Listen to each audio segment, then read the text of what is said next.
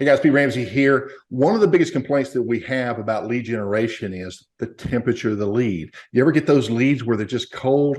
Well, our next guest is going to talk about what she calls a lead warming campaign. Stick around. We're going to talk about that in just a minute. Welcome to HVAC Greatness, your weekly source for HVAC business excellence. By subscribing and tuning in here, you'll get insider access to proven strategies, tips, and insights for the HVAC business owner who's tired of the stress and frustrations and struggles that are common to HVAC. Let's redesign your new, highly organized, and hugely profitable HVAC business where being an owner is fun again.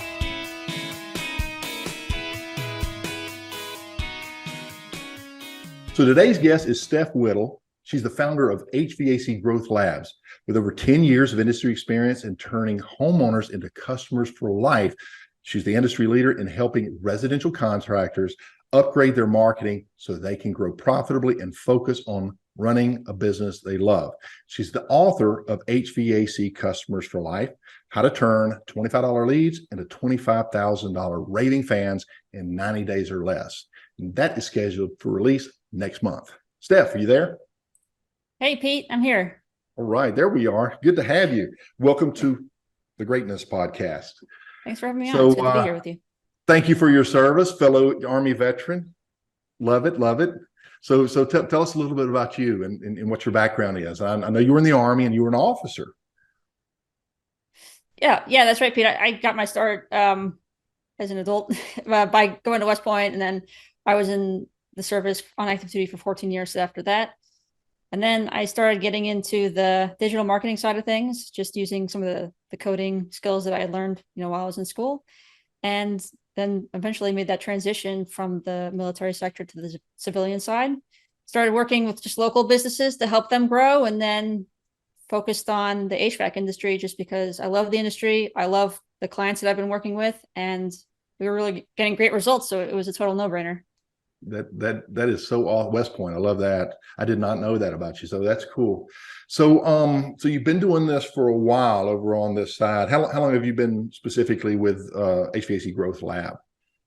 Yeah, so we just started this division at the beginning of COVID back in 2020. And it was actually, it was a lot of uncertainty at that time for everybody. There's a lot of fear and people didn't know what was going to happen. And that it was the same way for us as well. I just launched this new division. We're going to focus on HVAC. And, now we're at this point in the world where homeowners don't want to bring strangers into their homes to look at their systems or to possibly get them sick. There were so many concerns about that.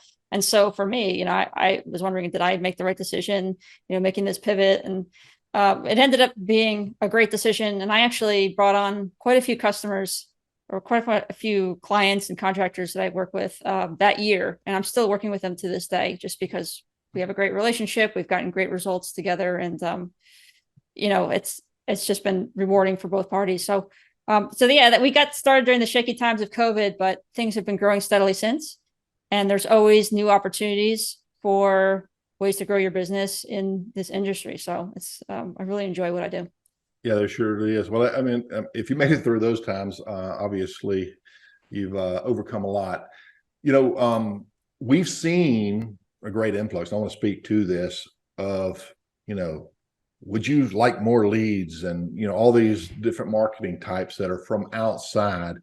Can you speak a little bit about to HVAC Growth Lab and how that's different from all that noise that's out there that just basically provide leads? And I've run bad leads before. I know. How do you approach this differently? What do you do that's unique? Yeah, so we first got our start focusing on lead generation, and at the time, we were using special targeting with artificial intelligence to identify who was looking for system replacements online. And what I found is that just leads were not enough. That wasn't what business owners really needed. They needed more than just leads. And so that's when we started really getting into innovation and developing a whole system around leads that come in, so that not only are we helping the homeowner to connect with the lead when the lead first comes in, but walking the lead through the entire sales process from brand new lead to customer and beyond that. So we realized when we started building that out and working with our clients and how they develop that journey for their customers, it made all the difference for them. And that's the difference between getting a 5% conversion on your leads to getting a 45 to 50% conversion on your leads. It makes all the difference. Those are some big numbers. I like that. So do you have a specific business size that you tend to work with? Are you with a certain employee level, or are you pretty flexible in who you work with?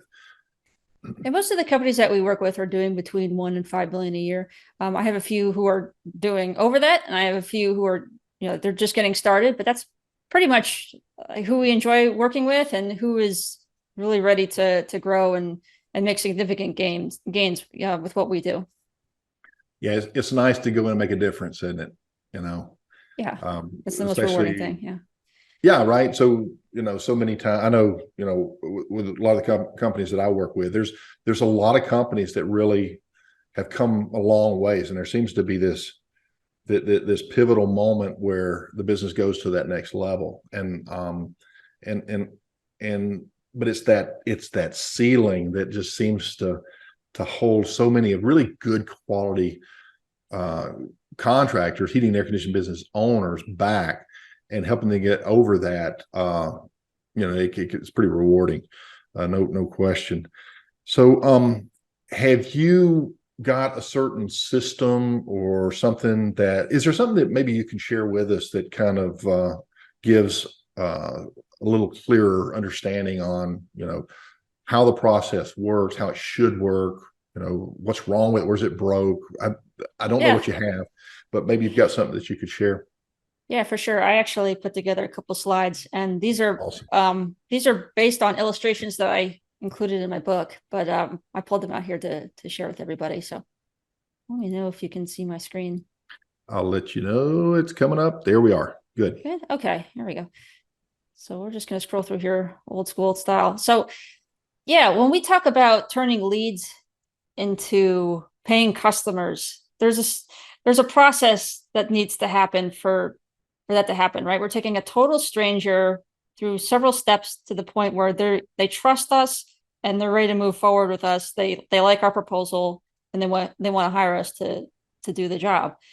A lot of times I find, especially with owners who are new to lead generation, maybe they haven't been marketing their company for very long, or it's unfamiliar to them.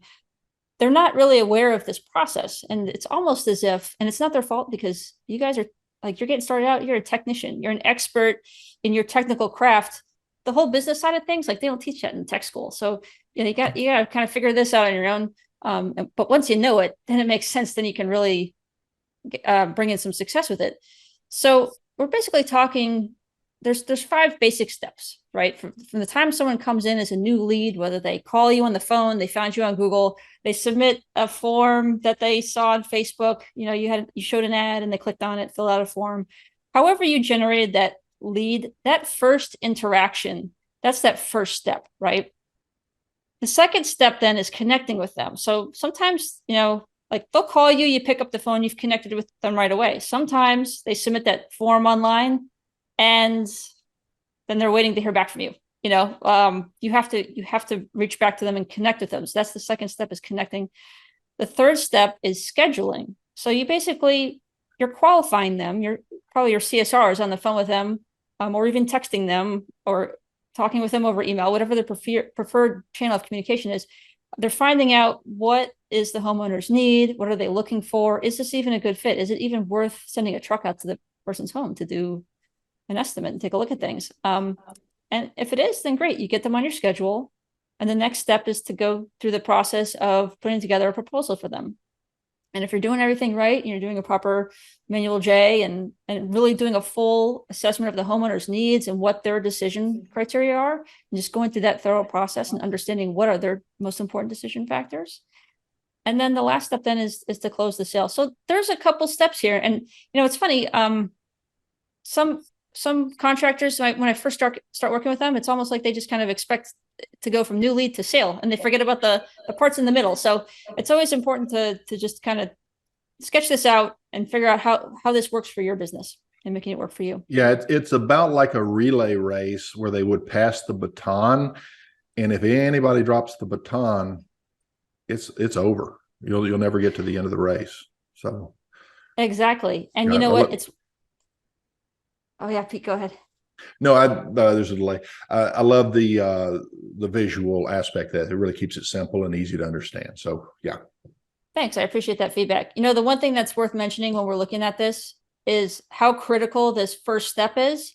Like from the time that from a new lead comes in to between that time and the time that you actually connect with them is really critical. A lot of contractors don't understand this.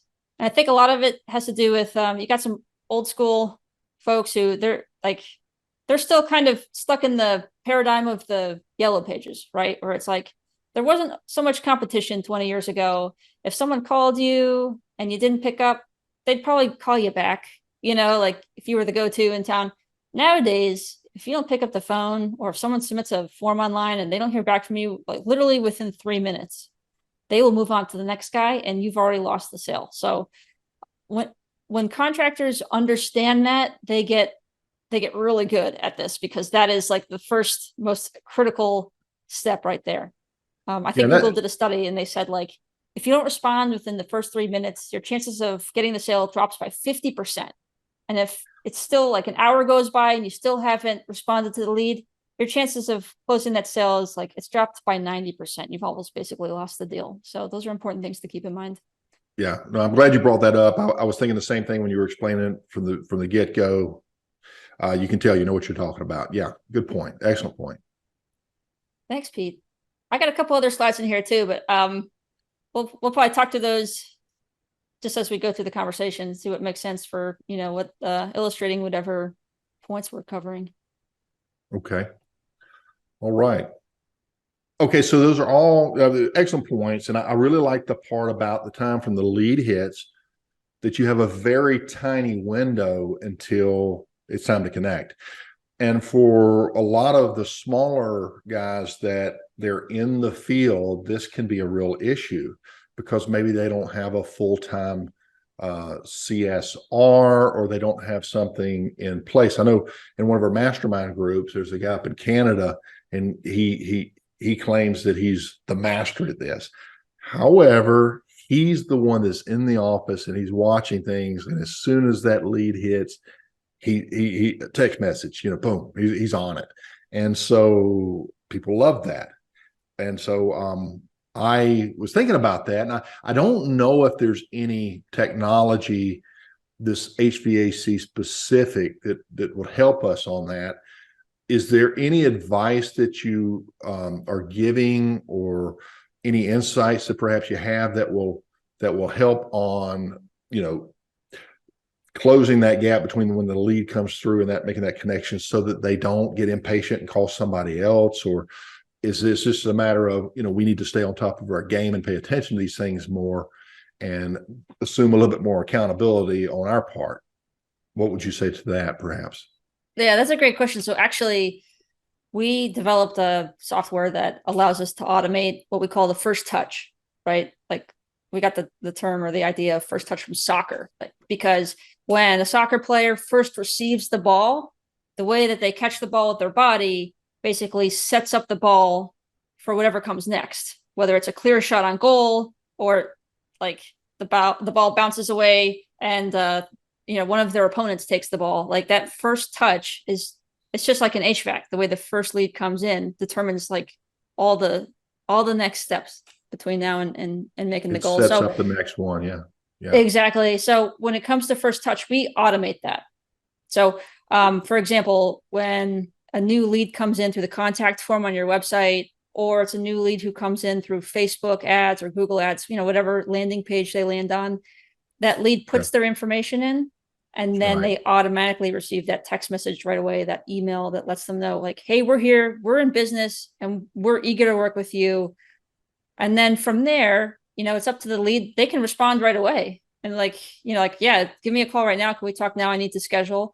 Or sometimes the leads, like, they're not ready to reply and they just kind of ghost you, but we'll keep sending those little touch points out there. And eventually they'll either say, okay, I'm interested. And that might take a couple of weeks. That might take months. That might take over a year. Or they might tell you, oh, you know what? I found someone else. And then, it's a yes or a no. Yeah. It reminds me of those voicemail preloaded messages that when you call somebody and the line's busy, it sets up one thing. But if there's that automatic message on there and says, hey, this is Pete. I'm on the other line. I really want to talk to you. If you give me just a minute to finish up this call, I'll call you right back, or something like that. And it tends to put them, into a position where they're somewhat satisfied and they're not, acting on that impulse to go down the list and call the next company or what have you. And I think perfect. that, the more desire that is instilled to speak to you to begin with. In other words, if I'm calling you, there's other companies I may call, but there's a particular reason I want to call you. It could be a referral. It could be some type of promotion that you're running. It could be a host of different things. If there's something built into that somehow, I think that would change the psychology a little bit. And I don't know if you have some of that. And I know I get in my creative brain going a little bit too early sometimes, but if there's something that would help that, because if there's a specific reason why I want to call you, Mr. Heating and Air Conditioner, or Mrs. Heating and Air Conditioning Company, I can tend to be a little bit more patient. But I need something pretty quick so that I'm not just going to sit here waiting for, a day or what have you when I've got no heat or no air. But if there's a specific emotional attachment on speaking to you from the initial touch point, as you mentioned, that could be a good thing too. So we make the connection, and then we've got to set that appointment. I've called HVAC businesses before, and I've heard some interesting CSRs. So maybe you could speak to that. What are you seeing out there? Oh, that makes such a huge difference. Well, I'll tell you, when I first got started working with HVAC contractors back during 2020, like my first way of getting the foot in the door with people was cold calling. And I'll tell you, like 3 out of 5 contractors would not pick up their phone. And I don't know if it's because they didn't recognize my number because it was out of town. Out of the area, sure. Yeah, and I mean, contractors get hit with marketers and services and solicitors all the time. So like, I understand like the desire to screen your calls, but what if I was actually a legit customer? Like, would it still have been 3 out of 5 not picking up the phone? And if that's the case, like you're losing so many opportunities if you're not picking up the phone. And I think sometimes it's difficult for contractors to put themselves in their customers' position just because they're very technically focused. They're focused on what they're doing, and they're not thinking about things from that perspective. But think about things from this perspective of just being a buyer yourself. Even just last week, I was calling around to different dentists in town, trying to find someone who, has availability to do a checkup and a cleaning. And I experienced all sorts of different, it's just, like you just get all sorts of different experiences and you make decisions off of that. And it could have been the greatest experience with the receptionist and ended up being like the worst dentist, but I wouldn't have known because like the receptionist was so great. And sometimes it's like you call someone and it's like their cousin is answering the phone and the cousin doesn't really know how to talk to people. And it could be like the greatest company, but because of your interaction with the cousin, you go find someone else, so it's like that initial experience counts for so much. Yeah. I think one of the things that we fail to consider is the emotional state of the person placing the call. They tend to be under a lot of pressure. And because we work in this every day, we really don't even think about this. But it's kind of like, I know this isn't a direct comparison, but it's kind of like, I've got a sick child and I'm calling the doctor's office and the person answers and says, Dr. Pete's clinic, can I help you? And it shows that indifference and everything else, as opposed to actually having that, I guess it wouldn't be bedside manner, but having that enthusiasm and sense of urgency and matching that energy. There's nothing any more frustrating for a high energy customer than encountering a low energy response. And so we got to meet that energy a little bit. But one of the other things in the level where you're taking that is a lot of times the non-professional, and hopefully I'm not talking to you, the listener here, really they get booked out and they just let those calls go. So, I'm busy. I'm not going to answer the call. I'm not going to answer it. But the professional has understood that, okay, I want all those calls. This gives me the opportunity to use my system to kind of sort and identify and pre-qualify which of those could be a prospective high-end sale. And we have methods for that, because a call is a call is a call is not true. A lead is a lead is a lead is not true. We talked about that offline. And so having more lead, addressing all these leads, if you let that go to voicemail, or if you just let that ring off the hook, your biggest sale, your record sale, may never ever happen because you didn't even answer the call. So excellent point. You're pushing my buttons, because that's exactly, you and I are on the same page. You mentioned scheduling and then the estimate. Did you have any advice or thoughts on that? Yeah. So one thing about scheduling the estimate is, well, I like what you said about people they're in a different frame of mind when they're calling an HVAC company, especially when they're doing the math and they're thinking, how old is my system? And then they're Googling online, like, how long should an HVAC system last, or how long should a furnace last? And they're thinking, oh no, I may need to get this thing replaced. And then they're Googling, like, how much does it cost to replace the system? So they're like, not only is the AC not working and they're suffering, but they now realize they're probably about to take on this new unforeseen financial burden that they just didn't expect yesterday. And that puts people into a state of stress too. And I think it's worth mentioning, because most Americans today really are living paycheck to paycheck. Even folks who you see them living in middle upper class neighborhoods, they're stretched pretty thin. And just giving people the peace of mind, even when you first talk to them over the phone, that you offer financing options. And if you don't, like, get that set up, because that's like, you're missing out on so much if you don't offer financing to your customers. But sometimes they're not so much, when they realize that you offer financing, they're not so much concerned about what's the overall ticket. It's like, how can I afford this? How can I, make the monthly payment? And when you realize, like, you do the math, it costs you less than your monthly cell phone bill to replace your system if you break down the payments that way. So that requires putting on the old business hat, doesn't it? And actually thinking these things through. But no, excellent points. And then in terms of leading over into that sale, is from the estimation process, did you have any advice on that as well? Yeah, well, one of the things that we love to do, and I got this idea from you, Pete, is what we call a lead warming campaign. So there's that gap of time between when you first schedule the appointment, your CSR schedules the appointment, and whoever you're sending out to the house shows up at their doorstep. And during that time, we want to capitalize on that time and use it to win some trust from the owner. We want them to get to know you before you even show up, because we don't want the first time that John shows up on their doorstep to be the first time they've ever seen or heard of John. We want them to already know John. And so the way that we do that, and this was one of Pete's ideas, is that when we schedule that appointment, we start sending out a series of messages to the homeowner, coming from the company owner, coming from the technician who's heading out there, or whoever your sales representative is, depending on the situation.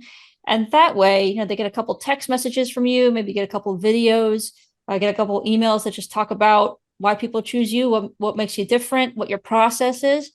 And they just get this peace of mind. And don't forget to remind them you offer financing, so they know, like, that's an option. And so by the time John shows up to their front doorstep, they feel like they already know John, and they feel comfortable letting John into their home, and they trust John. Whatever John recommends, they're going to listen to it, because they've already been read in on John's credentials, and they understand that he's an authority in the industry. I agree. Yeah. And I remember what you're referring to. We were talking about that. I think that was part of the 12 months of summer program. And there's a couple of ways of doing that. So let's say that they received an email, or it could be a text message, obviously, but and it has that, Pete will be your service technician. Here's a picture of Pete, and everything that you mentioned. Somebody brought up the idea of also putting a picture of Pete and his wife and his little baby, so that this person sees, oh, he's not just some mechanic that might come take advantage of me. He's a father. Oh, look at that little cute baby, things like this. So there's that. And there could even be a video. Like, I love what you said with the owner. So what if there was like a little pre-made clip, hey, this is Pete from Pete's Heating and Air. Let me introduce you to Steph. And Steph steps in the camera. She's going to be your technician today. I got to tell you, you're getting one of our best. Here's a little bit about Steph. Read that below, or some little trans.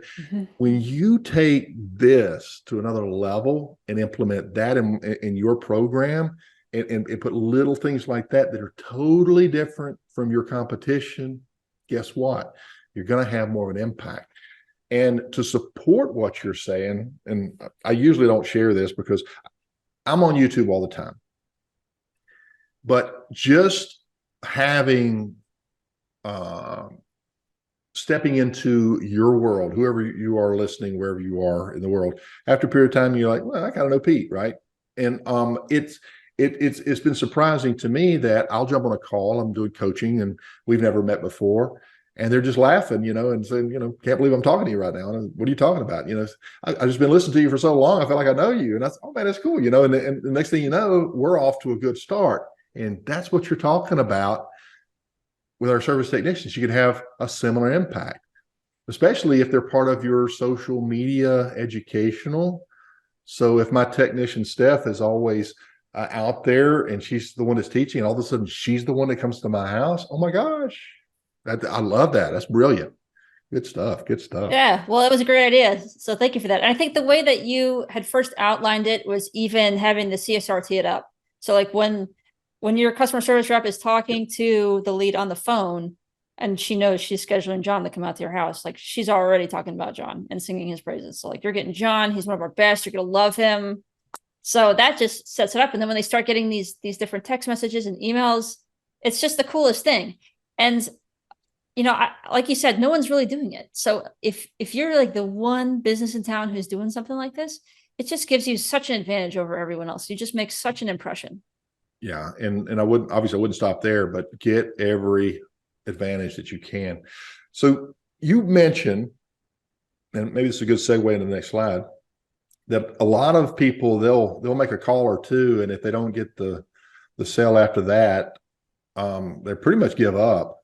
How many touch points do you feel like is enough? I mean, how should that look?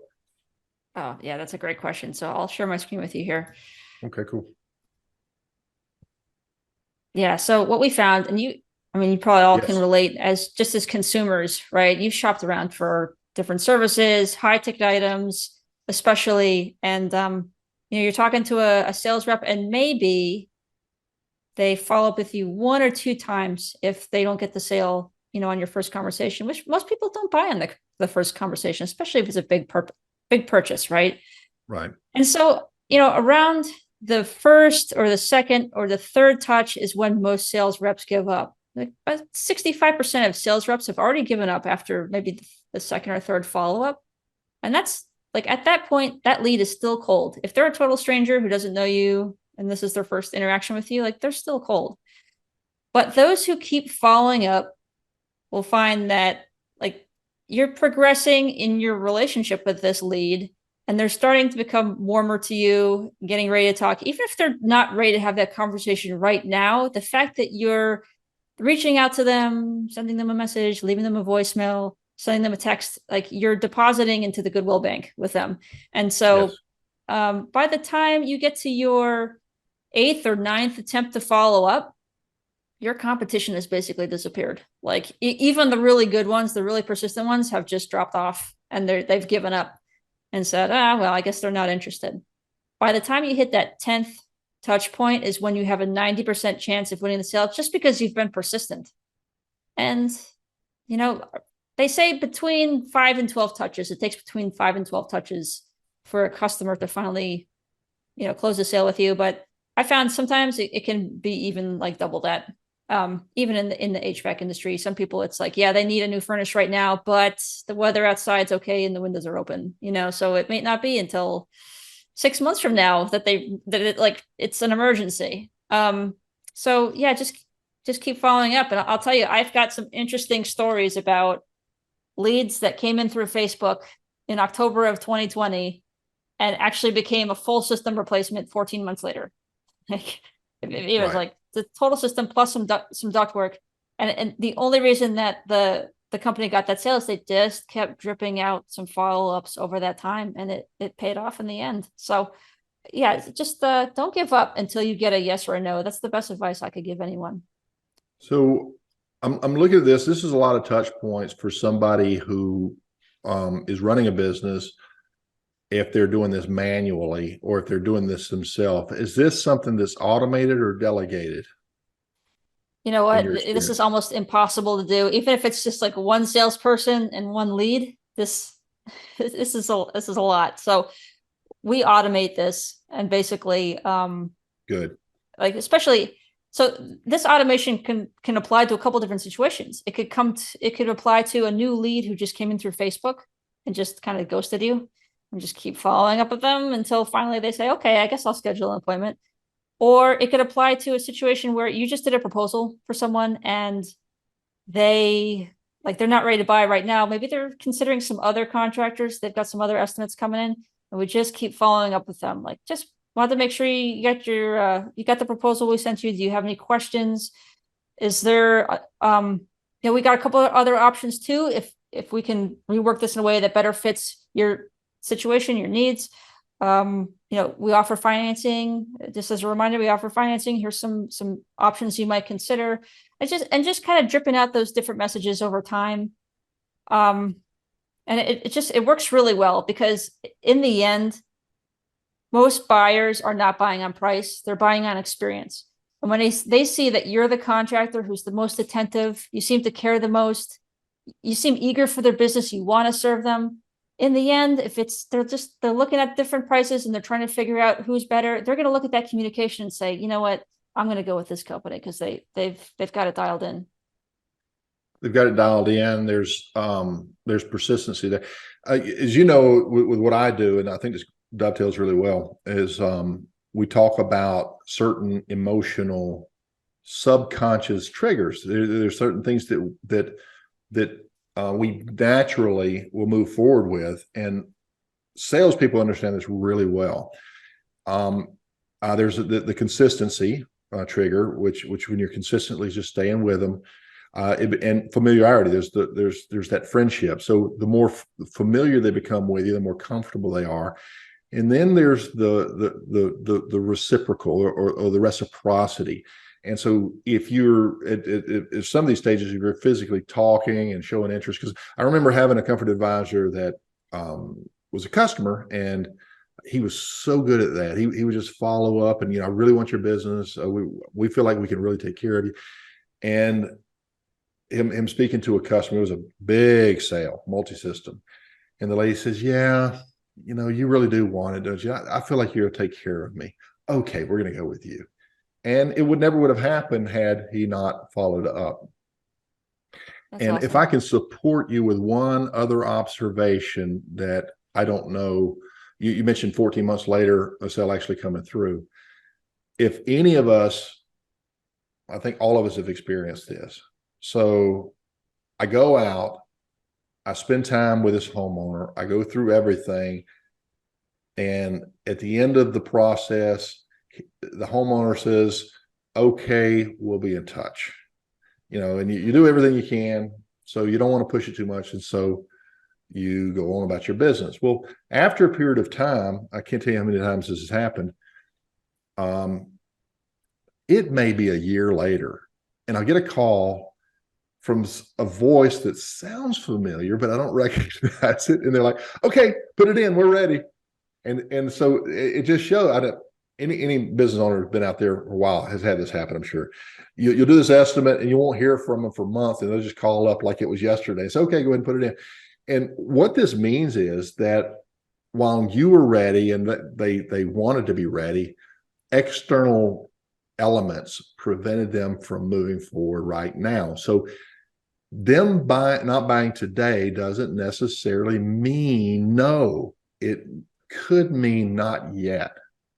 And so having the technology and having something like this automated in place, I could just see how it would be very beneficial. Because if that one customer finally called you after months and months and months, how many other ones were going to, but because you didn't stay in touch, they forgot about you, and they went back out into the estimate phase again, for some reason, or maybe they lost your phone number and they couldn't remember you, and et cetera and so forth. Great stuff, Steph. I like it. Exactly. You know what? One of the reasons why salespeople just don't follow up, because a lot of folks know this, like they know you should follow up, but they just don't, because they just don't know what to say. They don't want to seem like too persistent or too pushy and too aggressive. But I think one thing I can recommend here is just mixing it up. So, at the bottom of the screen here, you can see a couple, just some different ways to reach out to folks. Don't keep it the same. Don't just email them. Don't just, text message them or call them. Mix it up. And a couple other things you could do that I've seen work really well, or sending them a handwritten note. A couple companies I work with, like that's their SOP. Like you go out, you do an estimate, you send them a handwritten note on your way out the door, just drop it in the mail. Personalized video message, that's really easy nowadays, because you can just grab your smartphone and just record a face to camera video and shoot it to them over text message. It doesn't really require any crazy technology other than what you already have in your pocket. And that means a lot to people. And it's so different because no one's doing it. And you don't have to be perfect. You can just, it's just people, it's that connection that people appreciate. And then finally, sending value added content. Sometimes people aren't ready to buy right now. And rather than just like constantly kind of poking them and saying like, you ready now? You ready now? Like you want to move forward now? You can say, hey, you know what? We're coming up on summer right now. Here's some tips on how you can get your home ready for AC season, and just give them some tips on helping them to save some energy costs over the summer. It has nothing to do with asking for the sale or moving forward with the deal. We're just adding some value. It's just another touch point and another opportunity to win trust. Yeah, excellent stuff. Love the temperatures. You've got more on that, I think.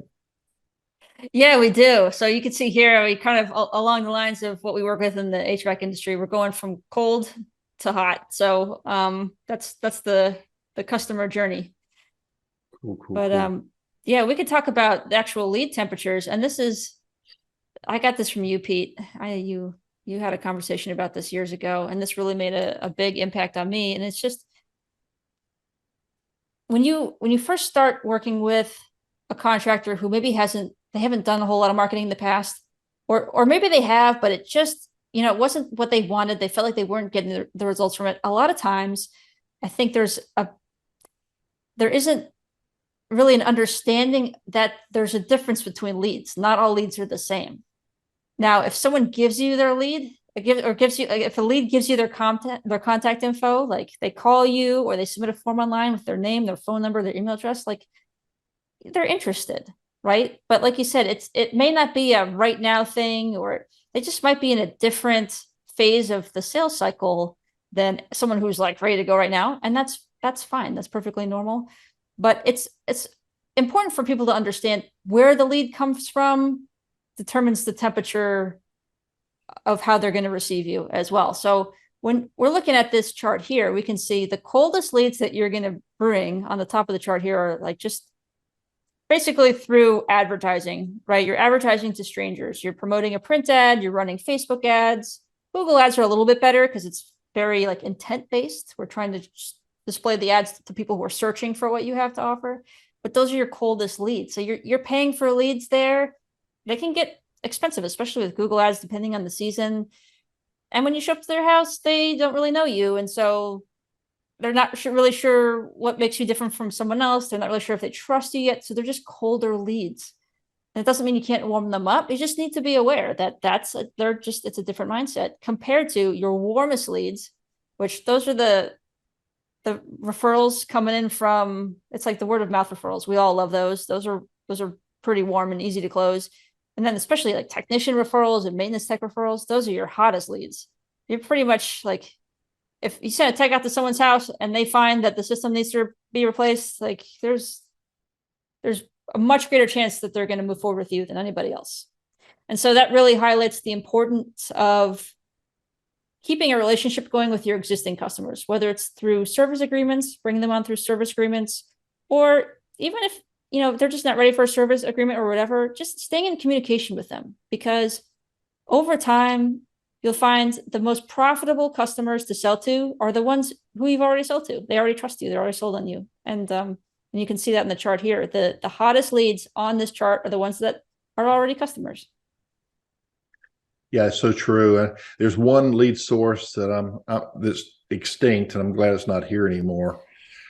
And that's Yellow Pages. And when we first measured ours, we didn't know what we were doing back then. And we started to measure our closing ratios on leads that came from the Yellow Pages. And so there you are in a book surrounded by other options in your competition. We were one of the highest price companies in town already. And I think we initially figured 15% of those leads would convert into a sale, which was terrible, especially how much money we spent on the Yellow Pages. And so, you know, we've come a long ways since then. Excellent stuff. So I had a thought, and it escaped me because I went down that path. I'm sorry. So I'll yield it back over to you for a second. It'll come back to me. Sure. Yeah. One thing that I think is worth mentioning here, and this is often overlooked, is the importance of really doing a thorough needs assessment. When you walk into someone's home, you don't realize what sort of problems they may be having just with their indoor environment. Like, there are a lot of homeowners who, yeah, they understand that HVAC is like the heating and the cooling. They understand it, but they don't understand there are other solutions that you offer that may fix issues that they don't realize there are solutions for. For example, you know, when I lived in Central Texas, they have really bad mountain cedar, which causes a lot of allergies, especially from out of towners. Like, they get really bad allergies. They call it cedar fever, and you can't escape it. But like, the one solution for it really is if you have an air scrubber in your home. Like, for me, I had a dust-free, you know, some people prefer Rummy Halo. Right. I went with, you know, whatever was available at the time with who I was working with, but that makes such a difference. But here's the thing: how many of your folks that you send out to like people's homes, and they even do that needs assessment, ask them the question, do you have issues with allergies in your home? You're not even thinking about that. But that's, I mean, just adding that one solution on top of what you're already doing for them can just easily double your margins in that one visit. And you're actually providing some relief for a problem that's ongoing for this homeowner. Yeah. I remember the thought I lost, and I was referring to those cold leads versus technician referral, for example. And when heating and air conditioning businesses are first starting, they don't have any customers. After they've been in business for 20 years, they have those same customers, and they really, some businesses don't even advertise hardly. But that transition along the way on the front end requires what we call being in customer acquisition mode. So we're always marketing and advertising and bringing these new prospects in, trying to convert them over to customers. And I had this presentation, I'd gone to sales class, I had these books and everything else, and I would go to battle because I'm gonna get this sale, you know. But they don't know me, like me, or trust me yet. So I have to tell them about me and build this credibility and do all of these different things. And that was my sales process. Well, after about 5 years, I started to see a change. And I remember that pivotal moment. I tell the story a lot, so if you've heard it before, listen to it again because it was a good one. I go in, the technicians had condemned the unit. I'm sitting down, I'm opening up my book, and I lay it out on the kitchen table across from the customer, prepared to go at it. And as I open up my book, because my mindset is I'm going to convince them to buy from us. I open the book, and he's looking at my book upside down, and he says, "Which one am I getting?" He was already sold. And that was that aha moment for me, that I didn't need to sell him. I needed to consult him because he was already a customer. And so the trust was already there.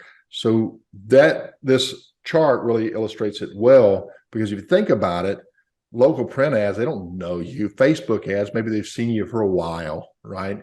Google ads make sense because generally that's a reflection on service, and they'll just hit that ad and go ahead and go with the service. I don't know if the close ratios on, let's just say, estimates would be 35%. Maybe they would. I haven't checked that in a while, but definitely on service. But when you start getting into those lower areas, if anybody is the person that's most likely to do business with you is somebody who has already done business with you, if you've done a good job, and if you have not abused their trust that they've extended to you, and in giving them your money to take care of their issues. Great job, Steph. I love this. Love this. Thanks, Pete. Yeah, and that was actually the premise behind writing the book, is that, you can see from the title, like turning $25 leads into $25,000 raving fans, customers for life, right? HVAC customers for life. I think it's just so commonly overlooked for contractors that, really you want the relationship to start when you do the install, not end, right? Because like you said, it's basically 20 times easier to close a sale with a existing customer than with a new lead. So why would you pass up that opportunity? If you just stay in touch with these customers over time, whether you enroll them in the service agreement, which that's the ideal, right? But even if you don't, you just, every month, just don't let a month go by without them hearing from you. You'll find that you're gonna hold on to a lot more customers. The average customer, they buy 1.5, like between 1 and 2 HVAC systems in their lifetime, right? But there's so many other opportunities to continue doing business with them along the way. And also, when you do a good job, like, they're happy to refer you to their friends and neighbors. And so you can easily turn one customer into 3 new customers, and it doesn't cost you anything. It's just a little bit of persistence in asking and reminding people that you want the business and you're eager to serve. Yeah. And you mentioned in your title, turning them into raving fans. For those people who have not read the book, can you elaborate on what that means, a raving fan? Yeah, just think about everyone here has at some point worked with an amazing salesperson or just had an amazing experience working with a company, right? A service provider or whoever. And you understand, like, the reason why you're so enthusiastic about what they did for you is because they were different, and they went the extra mile, right? It probably wasn't by accident. They probably had taken the time to sit down and sketch out the choreography of what they want every customer touch point and interaction to look like. And so those companies that take the time to think through that and really script out what you're going to say, how you're going to do it, what those different touch points look like, and taking the time to rehearse as if you're like rehearsing, just like rehearsing, I guess, for a play or right. Practicing sports plays or things like that. Every day, like internalizing it, that sort of leadership, that's what creates an amazing customer experience. And that's what makes you remarkable. That's the kind of thing when you go the extra mile for people, they take notice, and that's when they tell people about you and they say good things about you. So that's the goal. Yeah. Yeah. And so a fan is somebody that's, they're fans. You don't have to sell them. I forget who it was. Louis Bruno or somebody would coin this, or it's out there. There's 3 basic categories of customers. There are value-based. They're looking for a deal. There's experience-based. They're looking for more than a deal. They've been burnt before. They're going to want to make sure you're legit, et cetera, and so forth. And then there's fan-based, and those are the ones that already know you, love you, trust you. They're in. All you have to do is continue to take care of them. But that's just one more, facet to this whole thing. So awesome stuff. Yeah. Yeah, that's great. I remember you saying that too. And that's just, everyone wants category number 3, right? Everyone wants those raving fans. It's funny. I went to it was a branding conference out in Vegas a couple of years ago. because I actually just wanted to learn about branding theory. I wanted to learn about color theory and design and all that. It was just really interesting to me, and I felt like it could really benefit who I was working with. And I was so surprised. I got out there, the whole conference, it wasn't about color theory or anything. It was about customer experience. Like the whole branding conference, they brought in experts to talk about branding, and every single one of them just talk about like what the customers experience and how customers feel about you based upon those interactions. And that was a real big eye opener for me. Yeah. Yeah. Branding, our industry does a terrible job. We got to fix that. And the more competitive things get, the more important that's going to become. It really is important. Great. So, what else have you got for us? Well, I think, there was one more thing we could talk about in terms of how you think about your market and who's ready, and why you shouldn't just give up on leads if they don't buy from you on day one. So I'm going to share my screen with you here. Okay. So you can see this is what we call like in-market customers. So we're looking at a population of 100 people right here. And we can say at any one given time, 3% of these 100 people are ready to buy right now. Like they need a system replacement and they need it today, or they need it tomorrow. They need it this week. They need you to come out. They need you to do the estimate, and they're looking to buy immediately. That's 3% of the market. And so a lot of times contractors, like that's what we all want, right? Someone who's ready to go right now. But not everyone's there right now. Like they might be in a different phase of searching and trying to educate themselves and do research and trying to figure out how they're going to make this work, how they're going to afford this, or, and so we can't just forget about everyone else. Like the 3% is great, but let's also look at the 7% who they may not be ready today, but they're probably ready within the next 90 days. So let's keep following up those guys, even if they're not ready to go right now or even schedule right now. It doesn't mean it's a crappy lead. It just means they're not ready right now. And then there's 30% of the market where there's possible future interest. Now, if they opted into your ad or, they've been on your website, like they're a prospect. They may not be ready right now, but if you gather their information and you continue to just kind of nurture them, follow up with them, send them a monthly newsletter, eventually they're going to warm up to you, and they're probably going to then transition to that 7% just looking category and eventually make it to the 3% ready to buy right now category. So, and then the other two categories here, you got 30%, it's unlikely interest, and then 30% no possible interest. Like those guys are never going to click on an ad that you show on Facebook, or they're never going to search for you. They're probably not even homeowners. Like, don't worry about them. But for everyone else, like, just appreciate the fact that not everyone's ready to go right now, but that doesn't mean that they're not going to buy from you next week, next month, or even next year if you stay persistent. That persistence really pays off. So don't overlook that. Yeah, and this is a good representation of exactly, 2-3%,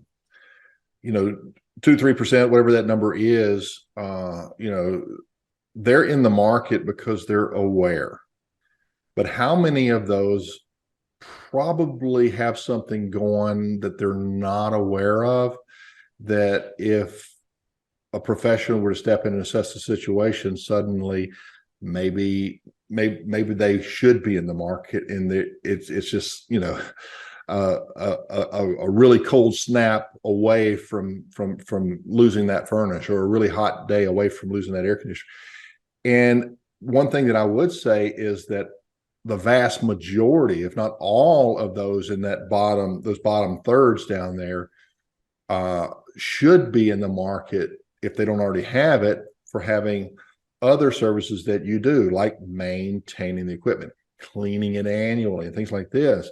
And so one transitional strategy to support this proven one that you're sharing is to go ahead and let's not forget about everybody else, and let's market something like those safety checks, or these indoor air quality solutions, or duct cleaning, or system cleaning. And so there's a number of other strategies that we can blend in here and give your professional technicians an opportunity to walk into and find a a cracked heat exchanger on a gas furnace that's emitting carbon monoxide into their home and they don't know it, right? Or some other potential situation.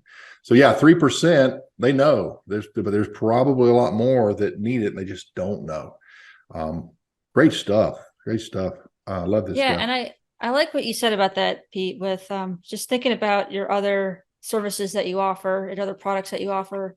I mean, a lot of folks would love to get a smart thermostat and they've thought about it. They just didn't realize it's pretty easy just to have someone come out and put it in for you, you know. Um, but you know, there are a lot of the ideas that you talked about in terms of tune-ups and safety checks.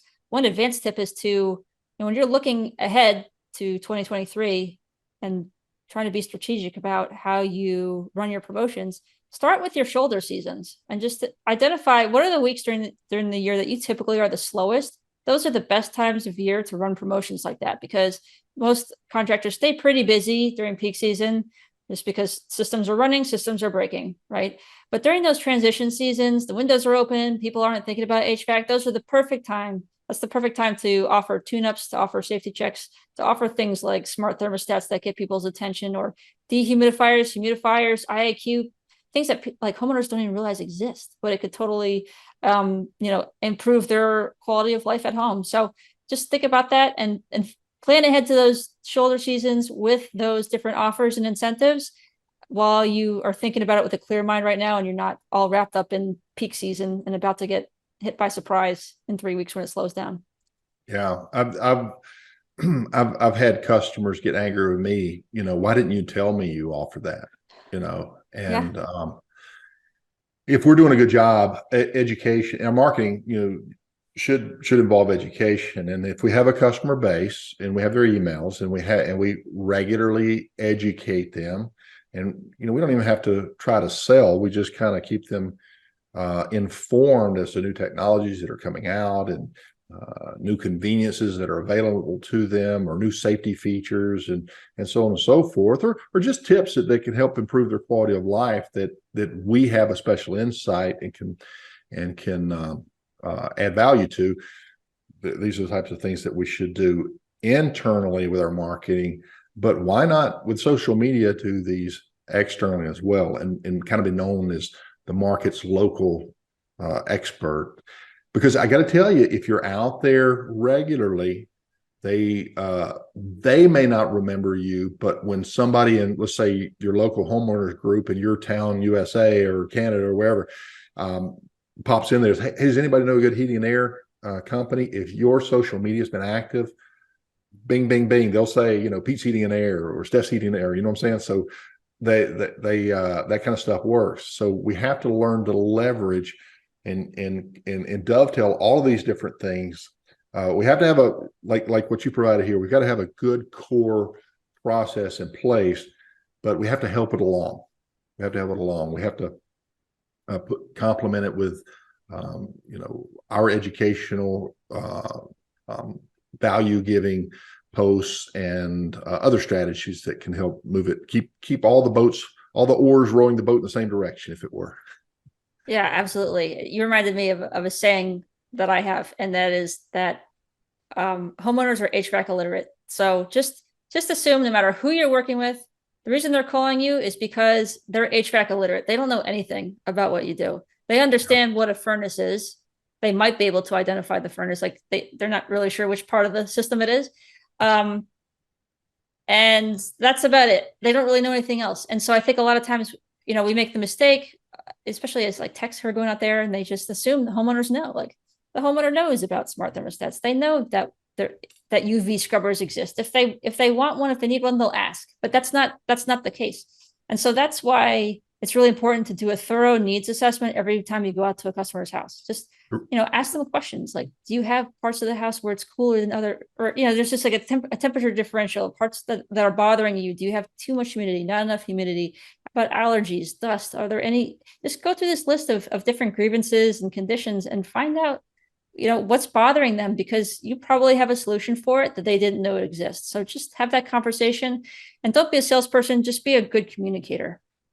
They are HVAC illiterate, and if we admit it to ourselves, we're a little marketing illiterate, we business owners, aren't we? So how can we get a little bit of help? How can we get a hold of Steph and find out? I know you've got a book too. So a couple of ways. How can our followers and whoever's viewing this, how can they find out more about Growth Lab, HVAC Growth Lab, and about this book about turning $25 leads into $25,000 Raving Fans?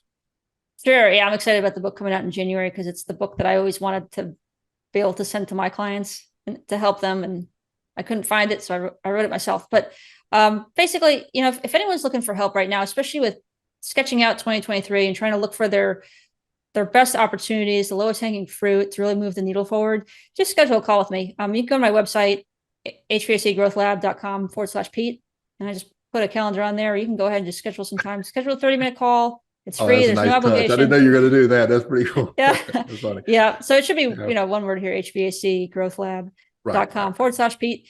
And just go on there. You can schedule a call with me, 30 minutes. It's free, no obligation. Let's just talk about where you are right now and where you want to go this year. And let's identify a couple opportunities that are going to move the needle forward for you fastest. And we'll just go from there. And if you're interested in working together, like, I'm happy to talk you through the different options that we offer. If not, I'm happy to help however I can. And for the first, I can't do this for everyone, but for the first 10 folks who sign up for a call with me through Pete's link here, I'm going to send you a free physical copy of my new book when it comes out. And again, that book's called HVAC Customers for Life: How to Turn $25 Leads into $25,000 Raving Fans in 90 days or less. And my goal is for that book to be worth at least 7 figures to your business.